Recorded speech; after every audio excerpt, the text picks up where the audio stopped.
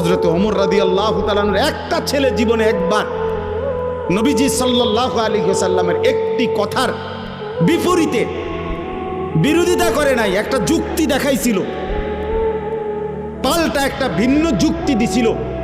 হযরত ওমর রাদিয়াল্লাহু তাআলা আনহু মৃত্যু পর্যন্ত ওই সন্তানের সাথে আর কথা বলে না, কথা বলে না। হযরত নূহ আলাইহিস সালাম সন্তান কেনানের মৃত্যুর সময় দোয়া করছিল আল্লাহর কাছে, আল্লাহ আমার সন্তান ডুবে যাচ্ছে পানিতে। আল্লাহ নিষেধ করছে, ইন্নাহু লাইসা মিন আলিক, কোরআনের আয়াত। আল্লাহ বলছে, হে নূহ সাবধান, এটা তোমার সন্তান নয়।